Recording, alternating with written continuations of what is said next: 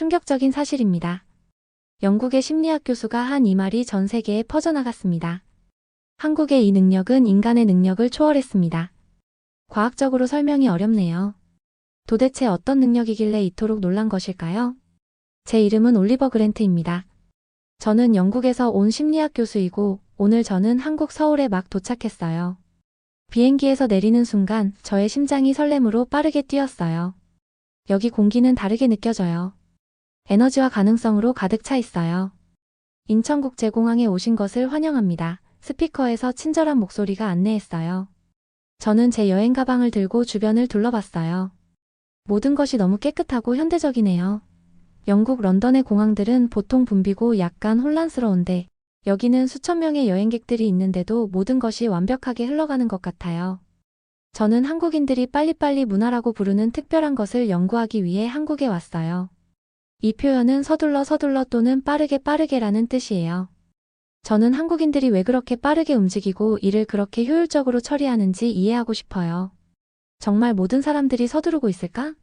저는 공항 열차 방향으로 안내 표지판을 따라가면서 궁금했어요. 제 질문에 대한 답을 오래 기다릴 필요가 없었어요. 공항 열차는 정확히 시간에 맞춰 도착했어요. 1분도 일찍 1분도 늦지 않게 문이 열리고 놀라운 일이 벌어졌어요. 사람들이 문 양쪽에 완벽하게 줄을 서 있었어요. 그들은 먼저 승객들이 내리기를 기다린 다음 밀치거나 떠밀지 않고 빠르게 탑승했어요. 전체 과정은 30초도 걸리지 않았어요. 와우, 저는 혼자 속삭였어요. 정말 믿을 수 없네요. 서울로 가는 열차 안에서 저는 모든 사람들이 집중하고 있는 것을 알아챘어요. 많은 사람들이 휴대폰을 보거나 책을 읽거나 조용히 대화하고 있었어요. 아무도 시간을 낭비하지 않았어요. 심지어 열차도 목적을 가지고 움직이는 것 같았어요. 영국의 열차보다 훨씬 더 빠르게 도심을 향해 달리고 있었어요. 호텔에 도착했을 때 저는 또 다른 놀라움을 맞이했어요. 리셉션 데스크에 5명이 줄 서 있었고 저는 긴 대기를 예상했어요. 하지만 각 사람은 1분 안에 체크인을 마쳤어요. 제 차례가 되었을 때 리셉셔니스트는 따뜻하게 미소 지었어요. 서울에 오신 것을 환영합니다. 그랜트 교수님, 그녀는 컴퓨터에 빠르게 타이핑하면서 말했어요. 한국에 처음 방문하셨나요? 네, 저는 그녀가 물어보지도 않았는데 제 이름과 직함을 어떻게 알고 있는지에 놀라며 대답했어요. 저는 왜 한국 사람들이 항상 그렇게 서두르는지 연구하러 왔어요. 그녀는 웃었어요. 밝고 음악 같은 소리였어요. 오, 우리는 그냥 서두르는 게 아니라 효율적인 거예요, 교수님. 큰 차이가 있어요. 단 2분 만에 그녀는 제게 방 열쇠를 건네주고 호텔 시설을 설명해주고 즐거운 투숙을 기원했어요. 런던에서는 같은 과정이 10분 이상 걸릴 수도 있을 거예요. 제 방에서 저는 곧장 창문으로 걸어가 서울을 내다봤어요. 도시는 마치 살아있는 생명체처럼 제 앞에 펼쳐졌어요. 수많은 빛들이 하늘을 향해 뻗어있는 고층 빌딩들에서 반짝이고 있었어요. 열차들은 고가 철로를 따라 빠르게 움직이며 그 창문들은 저녁 어둠 속에서 빛나고 있었어요. 밤에도 저는 건설 크레인들이 앞뒤로 흔들리는 것을 볼 수 있었어요. 믿을 수 없는 속도로 새로운 아파트와 사무실을 짓고 있었어요. 이 도시는 결코 멈추지 않아요. 저는 차가운 유리에 손을 대며 혼잣말을 했어요. 왜일까요? 무엇이 한국 사람들을 그렇게 빠르고 효율적으로 일하게 만드는 걸까요? 제 배가 꼬르륵 소리를 내며 몇 시간 전 비행기 식사 이후로 아무것도 먹지 않았음을 상기시켰어요. 저는 저녁을 먹기 위해 밖으로 나가기로 했어요. 거리에서 저는 즉시 사람들의 흐름에 휩쓸렸어요. 모두가 목적을 가지고 빠르게 걸었어요. 그런데 이상하게도 그것이 스트레스로 느껴지지 않았어요. 움직임에는 질서가 있었어요. 마치 모두가 자신의 스텝을 알고 있는 잘 리허설된 춤처럼요. 저는 맛있는 냄새가 나는 작은 식당을 발견했어요. 안으로 들어가자 종업원이 저를 맞이하고 테이블로 안내했어요. 제가 메뉴를 다 읽기도 전에 그녀는 물 한 잔과 작은 접시에 담긴 음식들을 가져왔어요. 하지만 저는 아직 주문하지 않았는데요. 저는 혼란스러워하며 말했어요. 이것들은 반찬이에요. 그녀는 미소 지으며 설명했어요. 모든 식사에 함께 제공돼요. 무료로요. 주문 후 몇 분 안에 제 식사 전체가 도착했어요. 쌀 위에 다채로운 채소들이 예쁘게 배열된 김이 모락모락 나는 비빔밥 한 그릇이었어요. 식사하는 동안 저는 레스토랑 직원들이 놀라운 협동으로 움직이는 것을 지켜봤어요. 그들은 주문을 받고 음식을 서빙하고 테이블을 치우고 새로운 손님들을 맞이했어요. 모두 믿을 수 없는 속도로요. 하지만 그들은 그저 미친 듯이 서두르는 것이 아니었어요. 모든 움직임에는 목적이 있었어요. 걸음도 제스처도 아무것도 낭비되지 않았어요. 그날 밤, 제 호텔 침대에 누워 창문 밖에서 들려오는 도시의 소리를 들으며 저는 점점 커지는 흥분을 느꼈어요. 한국의 빨리빨리 문화는 제가 예상했던 것이 아니었어요. 그것은 혼돈이나 무례함이나 조급함이 아니었어요. 마치 어려운 일을 쉽게 보이게 만드는 전문 댄서나 운동선수를 보는 것 같았어요. 내일 저는 진짜 연구를 시작할 거예요. 저는 지하철을 타고 바쁜 사무실을 방문하고 한국 사람들과 그들의 삶에 대해 이야기할 거예요. 왜 이 문화가 발전했을까요? 사람들은 어떻게 그렇게 효율적으로 움직이는 법을 배웠을까요? 잠이 들면서 서울의 빛들이 제 창문 밖에서 반짝였어요. 마치 지구로 떨어진 별들처럼요. 저는 이 매혹적인 도시와 그 믿을 수 없을 만큼 효율적인 사람들의 비밀을 발견하기가 너무 기대돼요. 저는 일찍 일어났어요. 서울에서의 첫 번째 온전한 하루를 시작하게 되어 설렜어요. 호텔에서 간단한 아침 식사를 한 후, 저는 한국 체류 기간 동안 일하게 될 서울대학교로 지하철을 타고 가기로 했어요. 지하철은 서두르는 일반 한국인들이 어떻게 움직이고 상호작용하는지 관찰하기에 완벽할 거예요. 지하철역에 다가가면서 저는 모든 것이 얼마나 깨끗한지에 놀랐어요. 런던에서는 지하철역이 대체로 지저분하고 낡아 보이는데요. 하지만 여기는 바닥이 반짝이고 벽에는 다채로운 광고들이 빛나고 있었어요. 저는 에스컬레이터를 내려가는 군중을 따라가다가 이상한 점을 발견했어요. 모든 사람들이 에스컬레이터의 오른쪽에만 서 있고 왼쪽은 완전히 비어 있었어요. 왜 그런지 궁금해하기도 전에 몇몇 사람들이 왼쪽으로 저를 지나쳐 거의 에스컬레이터 계단을 날아가듯 내려갔어요. 실례합니다. 저는 옆에 서 있는 젊은 여성에게 말했어요. 왜 모든 사람들이 오른쪽에만 서 있나요? 그녀는 친절한 미소로 저를 향해 돌아봤어요. 서두르는 사람들이 왼쪽으로 지나갈 수 있게요. 그녀는 완벽한 영어로 설명했어요. 저는 놀라웠어요. 이건 무작위 행동이 아니라 하나의 시스템이었어요. 한국의 모든 사람들이 이 말없는 규칙을 이해하고 있었어요. 그들은 더 빨리 움직여야 하는 다른 사람들을 위해 공간을 만들어주고 있었어요. 너무 단순하지만 너무 효과적이었어요. 에스컬레이터 아래에서 저는 교통카드를 구입해야 했어요. 영무원이 제 혼란스러운 표정을 알아차리고 저에게 다가왔어요. 한국에 처음 오셨나요? 그가 친절하게 물었어요. 네, 저는 대답했어요. 어떻게 아셨어요? 그는 웃었어요. 관광객들은 항상 알아볼 수 있어요. 자, 제가 도와드릴게요. 단 2분 만에 그는 저에게 전체 지하철 시스템을 설명하고 카드 구입을 도와주고 심지어 대학교로 가는 노선까지 보여줬어요. 그의 효율성은 인상적이었지만 그의 친절함이 정말로 저를 감동시켰어요. 저는 플랫폼에 서서 어느 문 앞에서 기다려야 할지 궁금했어요. 그때 저는 전에 본 적 없는 것을 발견했어요. 바닥에 열차 문이 정확히 어디서 열릴지 표시하는 표시가 있었어요. 사람들은 이 표시의 양쪽에 깔끔한 줄로 서 있고 가운데는 공간을 비워두고 있었어요. 디지털 표지판은 제 열차가 1분 후에 도착한다고 표시했어요. 그리고 정확히 60초 후 열차가 역에 들어왔고 그 문은 바닥 표시와 완벽하게 일치했어요. 그 다음에 일어난 일은 저의 숨을 멎게 했어요.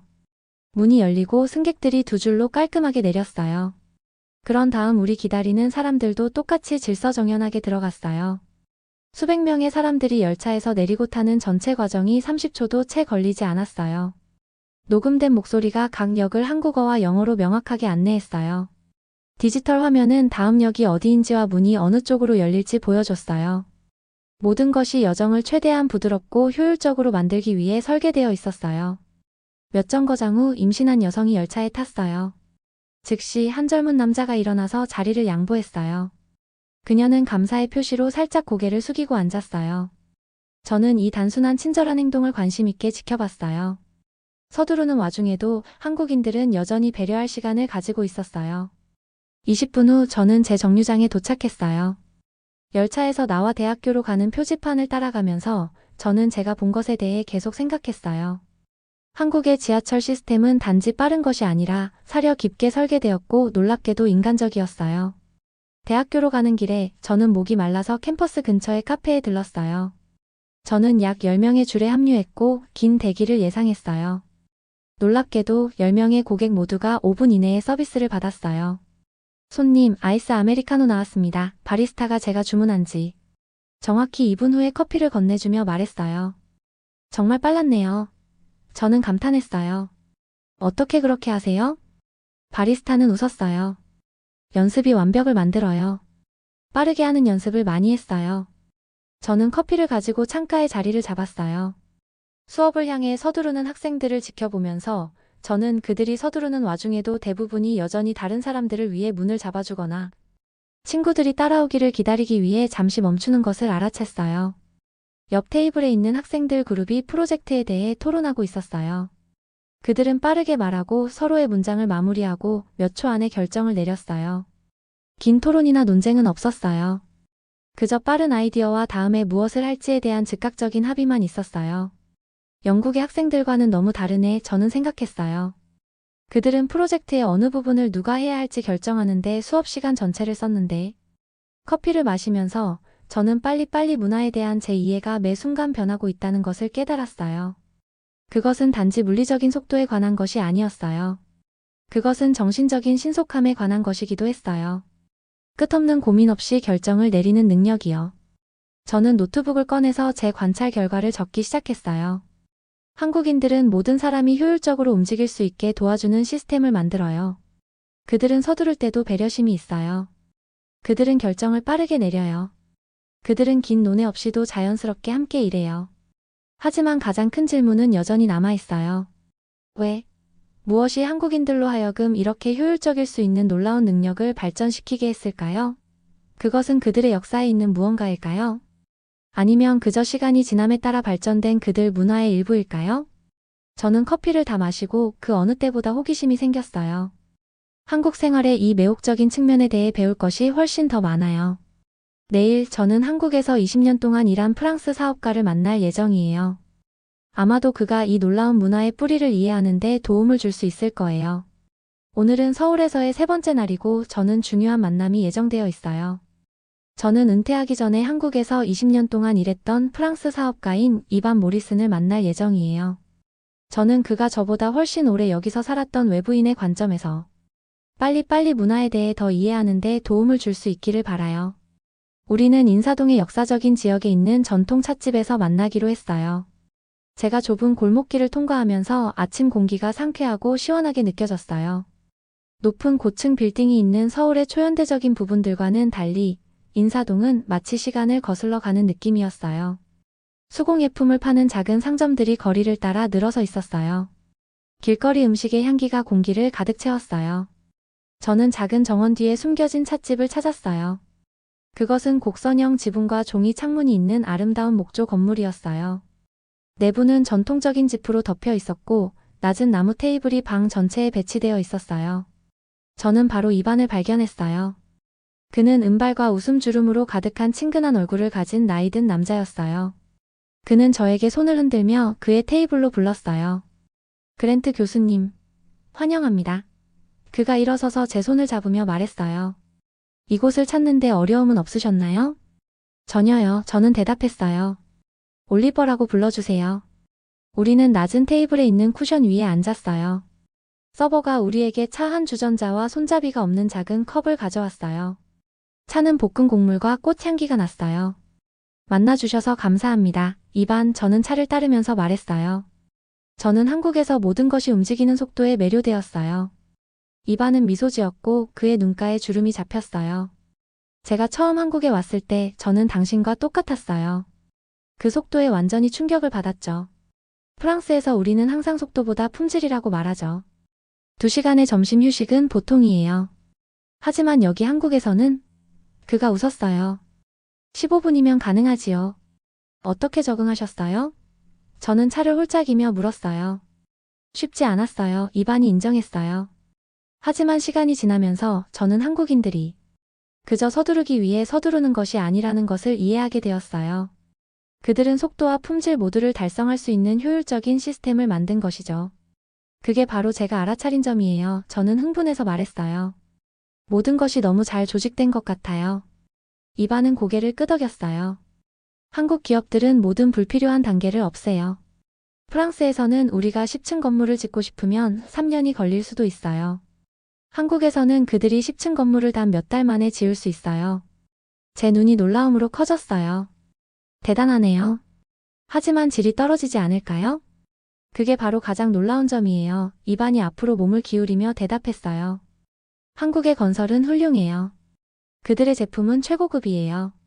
그들은 중요한 부분에서 타협하지 않으면서 일을 더 빨리 할 수 있는 방법을 알아냈어요. 서버가 우리에게 달콤한 앙금이 들어있는 작은 떡을 가져왔어요. 저는 하나를 집어 쫄깃한 질감과 은은한 달콤함을 즐겼어요. 제가 일했던 한국 조선회사에 대해 말씀드릴게요. 이반이 계속했어요. 그들은 거대한 선박을 단 10개월 만에 만들었어요. 비슷한 배들이 유럽 조선소에서는 2년 이상 걸렸던 반면이에요. 어떻게 그게 가능하죠? 저는 놀라서 물었어요. 그들은 병렬 처리에 집중해요. 이반이 설명했어요. 일을 차례로 하는 대신 그들은 많은 일을 동시에 해요. 그리고 그들은 낭비된 시간을 식별하고 제거하는 데 달인이에요. 저는 떡을 다 먹으면서 이것에 대해 생각했어요. 아, 그 말은 단지 더 열심히, 더 오래 일한다는 것만을 의미하는 것은 아니군요. 맞아요. 이반이 강조하기 위해 손가락을 가리키며 외쳤어요. 더 똑똑하게 일하는 거죠. 한국 기업들은 오직 중요한 것에만 집중해요.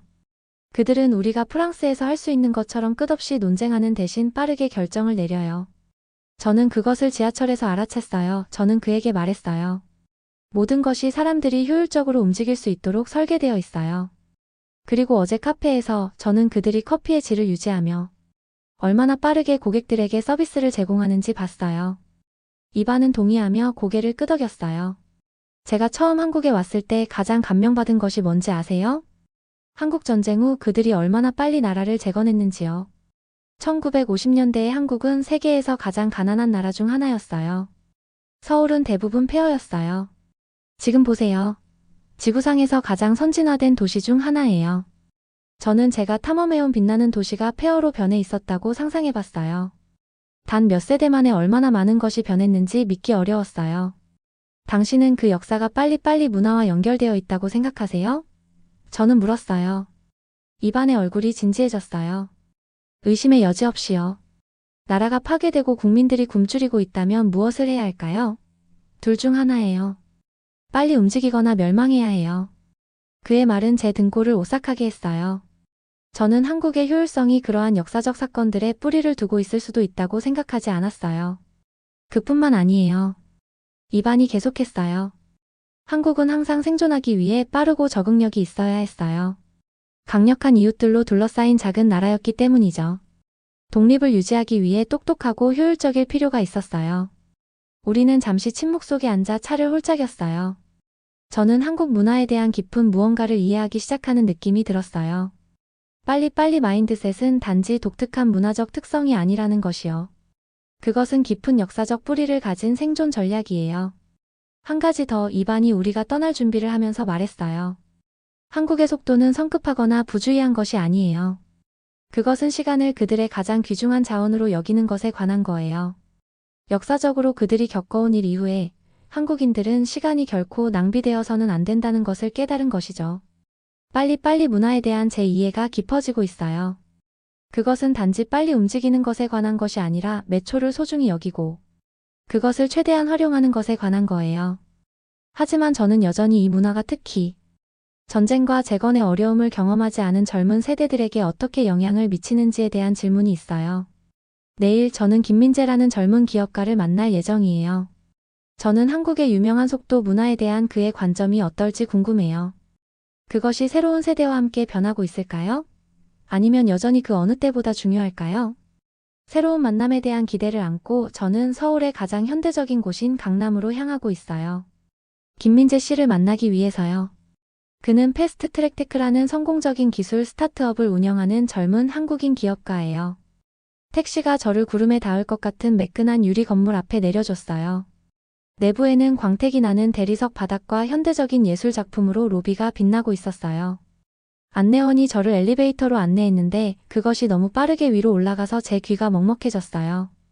20층에서 문이 열렸을 때 그랜트 교수님, 30대 초반의 젊은 남자가 손을 뻗으며 저에게 다가왔어요.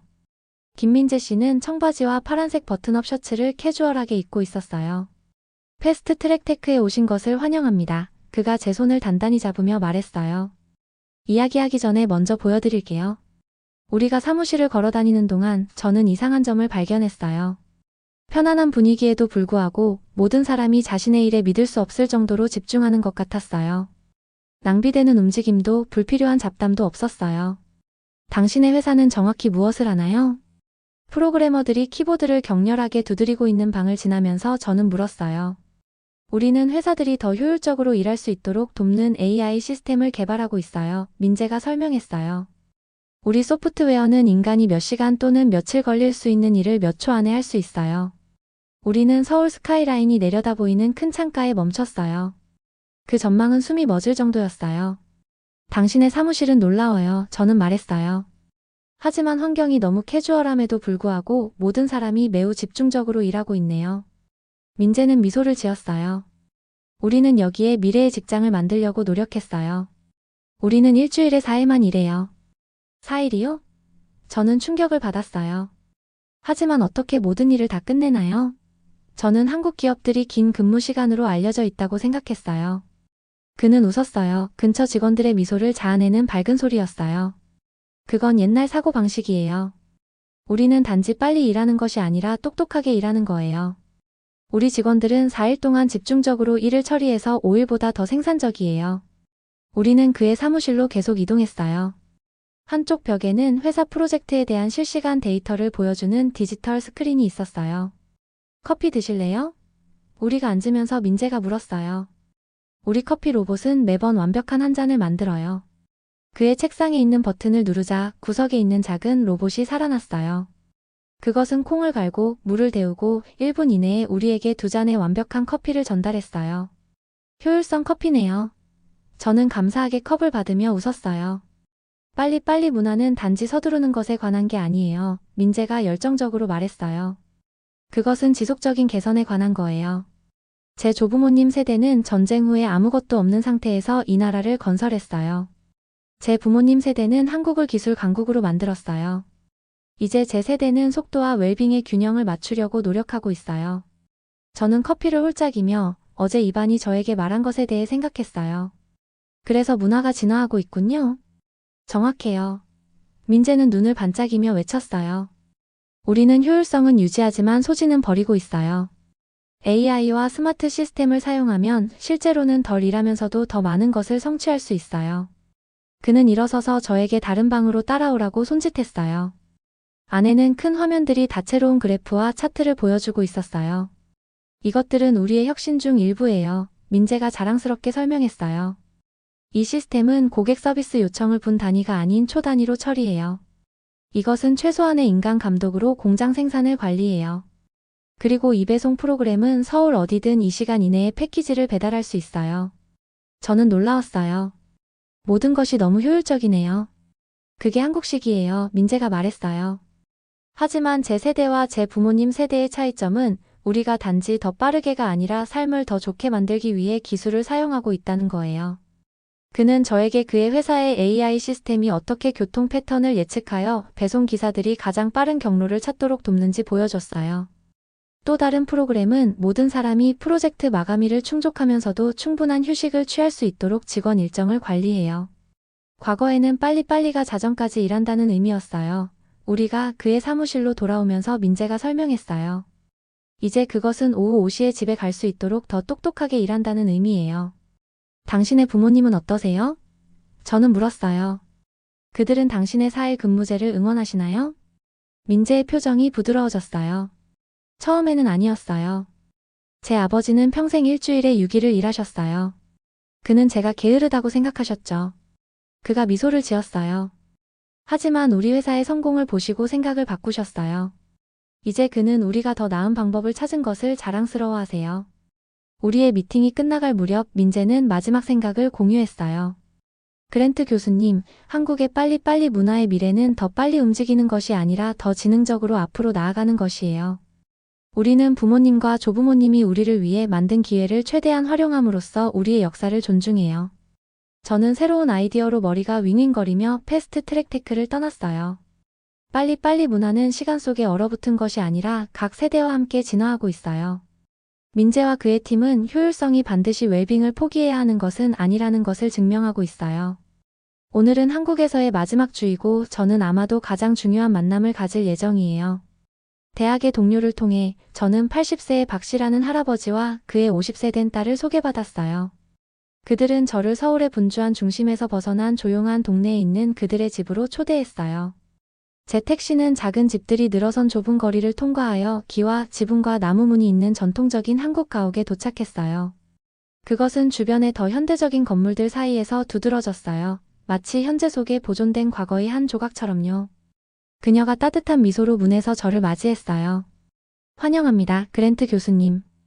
들어오셔서 제 아버지를 만나보세요. 저는 한국의 관습에 따라 입구에서 신발을 벗고 그들의 집으로 들어섰어요. 바닥은 제 발 아래 따뜻했어요. 그녀가 설명하기를 수세기 동안 한국 가정에서 사용되어 온 온돌이라는 바닥 난방 시스템으로 따뜻하게 데워진 거예요. 거실은 전통과 현대의 조화였어요. 낮은 나무 가구들이 현대적인 텔레비전 옆에 놓여 있었어요. 벽에는 아름다운 서예 두루마리가 가족 사진들과 함께 걸려 있었어요. 박 씨는 낮은 테이블 옆에 쿠션에 앉아 있었어요. 그의 나이에도 불구하고 그는 등을 완벽하게 똑바로 세우고 앉아 있었어요. 그의 얼굴은 깊게 주름졌어요. 마치 그의 인생이 데려간 모든 장소를 보여주는 지도처럼요. 하지만 그의 눈은 에너지와 지혜로 반짝였어요. 제 아버지는 영어를 하지 못하세요. 박 씨의 딸이 작은 도자기 컵에 차를 대접하며 설명했어요. 하지만 제가 통역해드릴게요. 저는 박 씨에게 공손히 인사하고 그의 맞은편에 자리를 잡았어요. 그의 딸을 통해 저는 빨리빨리 문화에 대한 제 연구를 설명했어요. 저는 한국의 효율성에 대해 정말 많이 배웠어요. 저는 그들에게 말했어요. 하지만 아직 그것이 어디서 오는지 완전히 이해하지 못하고 있어요. 박 선생님께서 도움을 주실 수 있기를 바라요. 그녀의 아버지는 생각에 잠겨 고개를 끄덕였어요. 제 아버지는 한국전쟁 당시 그저 소년이었어요. 박 씨가 말했고 그녀가 통역했어요. 그는 전쟁 전에 한국이 세계에서 가장 가난한 나라 중 하나였다고 해요. 그리고 전쟁은 남아있던 모든 것을 파괴했어요. 박 씨의 손이 그의 옆에 있는 나무 상자를 잡을 때 약간 떨렸어요. 그 안에서 그는 색이 바랜 사진을 꺼내 저에게 건넸어요. 그 이미지는 완전한 파괴의 풍경을 보여줬어요. 폐허로 변한 건물들, 잔해로 가득 찬 거리들, 폐허 속에서 무언가를 찾고 있는 사람들이요. 이것이 서울이었어요. 폭격 이후의 모습이요. 저는 그 사진을 응시하면서 이 황폐화된 장면과 제가 탐험해온 빛나는 첨단 도시를 연결시키려고 했어요. 그들이 같은 장소라는 것이 믿기지 않았어요. 그는 전쟁 후에 사람들이 아무것도 없었다고 해요. 정말 아무것도요. 아이들은 고아가 되었고, 가족들은 헤어졌어요. 음식도 거처도 희망도 없었어요. 살아남는 유일한 방법은 그녀가 계속 통역했어요. 배고픔보다, 겨울보다, 절망보다 더 빠르게 일하는 것이었어요. 박 씨는 다시 사진을 가리키며 멀리서 서울의 현대적인 스카이라인이 보이는 창문을 향해 손짓했어요. 이것에서 저것으로 그녀가 말했어요. 단 한 세대만이요. 그것은 기적이 아니었어요. 그것은 수백만 명의 사람들이 할 수 있는 한 빠르게 매일매일 해마다 일한 결과였어요. 저는 목에 무언가 뭉치는 것을 느꼈어요. 박 씨가 평생 동안 목격한 변화는 거의 이해할 수 없을 정도였어요. 그래서 빨리빨리 문화는. 저는 말을 시작했어요. 필요에 의해 태어난 것이죠. 그녀는 아버지와 짧은 대화 후에 고개를 끄덕였어요. 박 씨는 차를 한 모금 더 마시고 그의 이야기를 계속했어요. 조부모들은 부모들이 집과 사업을 재건하는 동안 아이들을 돌봤어요. 모든 사람에게 역할이 있었어요. 누구도 게으름을 피울 여유가 없었어요. 제 아버지가 처음으로 공장에서 일할 때가 생각나신다고 해요. 그녀가 말했어요. 사람들은 하루에 12시간씩 일주일에 6일 또는 7일을 일했어요. 원해서가 아니라 그렇게 해야 했기 때문이었어요. 한국은 세계의 나머지 부분을 따라잡아야 했으니까요.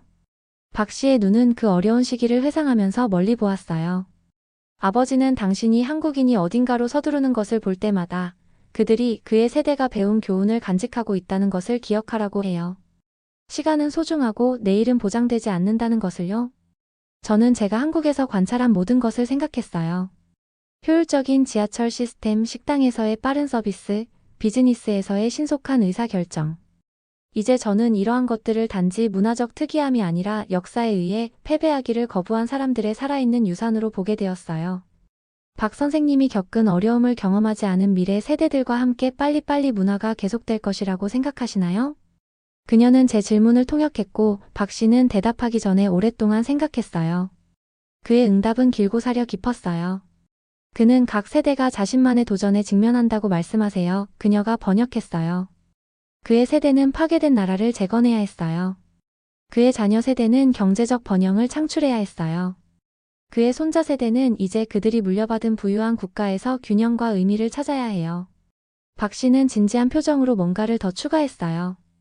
아버지는 빨리빨리의 정신이 계속될 것이지만 그 의미는 변할 것이라고 하세요. 그녀가 설명했어요. 그에게는 그것이 생존을 의미했어요. 제 세대에게는 그것이 성공을 의미했어요. 제 아이들에게는 아마도 그것은 우리가 결코 즐길 수 없었던 삶을 즐길 수 있도록 시간을 현명하게 사용하는 것을 의미할 거예요. 저는 그들 둘 다에게 그들의 이야기를 저와 공유해준 것에 대해 진심으로 감사드렸어요. 제가 떠날 준비를 하면서 박 씨는 저에게 파괴된 서울의 오래된 사진을 건넸어요. 그는 당신이 이것을 가지길 원하세요. 그녀가 말했어요. 여기서 배운 것을 기억하도록요. 저는 그 선물을 깊은 감사함으로 받았어요. 서울에서의 마지막 밤, 저는 남산타워 위에 서서 모든 방향으로 뻗어있는 반짝이는 도시를 바라봤어요. 끝없는 불빛들, 움직이는 교통, 그 장소의 에너지, 이제 모든 것이 저에게 이해가 됐어요. 한국의 빨리빨리 문화는 단지 특이함이나 습관이 아니에요. 그것은 최악의 상황에 직면하고 순수한 결단력과 효율적인 행동을 통해 웅장한 무언가를 건설한 사람들의 살아있는 유산이에요. 저는 포켓에서 박 씨의 사진을 꺼내 현대적인 스카이라인에 대고 들어 올렸어요. 단 한 세대 동안 한국은 전쟁으로 황폐해진 폐허에서 지구상에서 가장 선진화된 국가 중 하나로 스스로를 변화시켰어요. 한국의 놀라운 문화의 진정한 핵심을 발견했어요. 단지 빨리빨리가 아니라 삶의 소중한 단 한순간도 낭비하기를 거부하는 불굴의 인간 정신이요. 내일 저는 영국으로 돌아가요. 저는 한국의 빨리빨리 문화의 의미를 알게 되었어요. 제가 시간을 낭비하거나 미루는 자신을 발견할 때마다 저는 박 씨의 사진과 속도, 목적, 그리고 흔들림 없는 결단력으로 스스로를 재건한 한 국가의 놀라운 이야기를 기억할 거예요. 영상 재미있게 보셨나요? 마음에 드셨다면 구독과 좋아요 부탁드리겠습니다. 감사합니다.